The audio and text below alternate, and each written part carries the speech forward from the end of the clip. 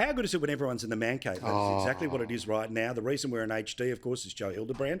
Exactly right. Can read, see, and hear everywhere else. And the wonderful Christy McSweeney, who is equally the reason why we are here. Hi. The PR queen. So excited to be here with the men of the I know. Can you feel the energy? Can you feel the raw testosterone just coursing through your veins? Yeah, it's got a vibe. It's not a toxic masculinity. No, it's got a vibe. It's nice. No, It's what I actually did choir at high school.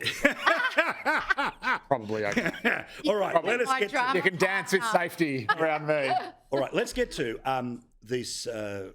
what started off, remember, as a productivity roundtable that then became economic reform roundtable that then became, once you actually had a look at the agenda, a tax conversation on day 3 of a 3-day conference. So surprise, surprise, as you have seen, there has been not a day that has gone by where somebody's got going, hey, here's my idea for higher taxes, here's my idea for new taxes.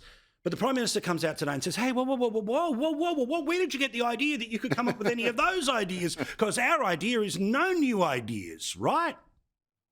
Our tax policy, the only tax policy that we're implementing is the one that we took to the election. But so many people have an idea, including the unions, which of course have 50% of the say into everything that the Labor Party does. But on this occasion, nothing to see here. Now, do I think they're going to increase taxes dramatically? Probably not. But do I think they're going to fiddle with taxes like they did with stage 3?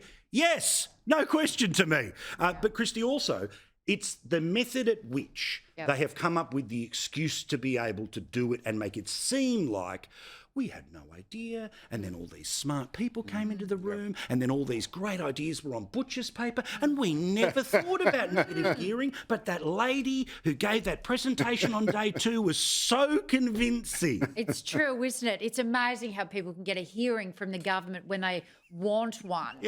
It's incredible because I walk the halls of Canberra and I tell you, ministers are pretty hard to see. So suddenly the doors are open. Now, the government has asked the CEO of the Grattan Institute, who of course has been in favour of negative gearing and rechanging our tax system.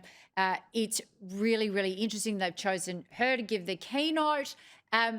Look, this is the one thing the government refuses to do about productivity is our industrial relations sector. Correct. Now, the reason why people can't have houses is because they can't get built, is because the CFMEU won't let you build them.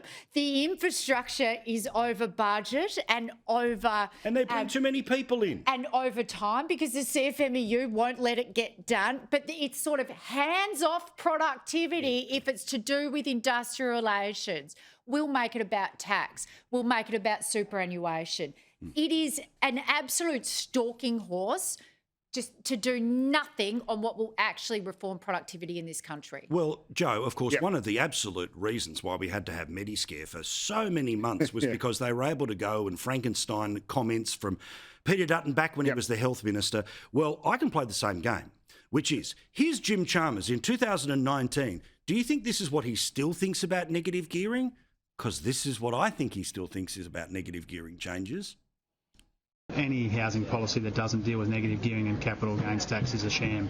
Housing affordability, which doesn't make important and considered changes to capital gains and negative gearing, has a hole in the middle of it. If you want to deal with housing affordability, you need to start with negative gearing and capital gains.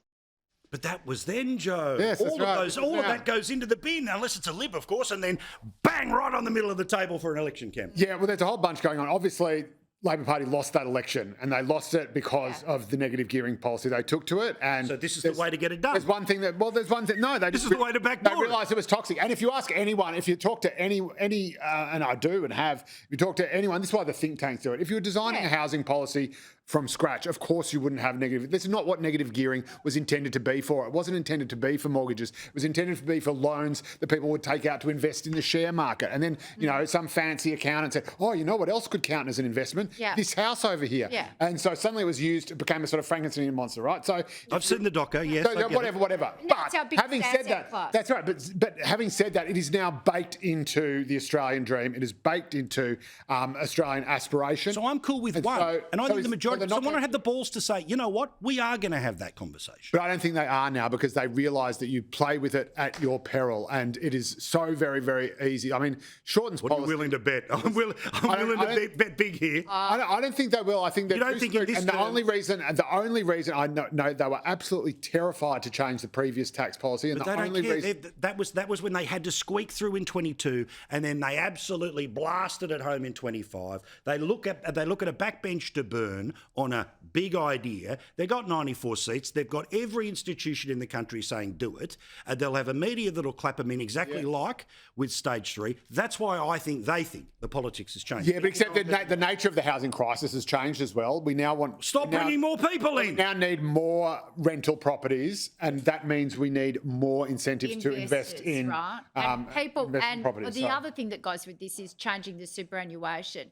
I work in financial services. I've spoken to just about every wealth manager in Sydney who says anybody with money is taking it out of self-managed super fund, which is full of property, and they're going to cash or they're going to shares. So please don't say super, crypto. I don't get combined it. with negative gearing changes, you're right, is actually going to reduce the housing stock because people who can afford to buy them won't That's right. have But, them so I don't think they will to touch rent. negative gearing. Obviously, the super stuff is happening, but I hope I'm wrong. It's just, when you see it all moving a certain way. But again, it's this thing where, Christy, again, very clever management of things, okay? Yeah. Which is, yes, they had that sort of barnstorming week where, everyone was doing their TikTok videos about HEX fine, right?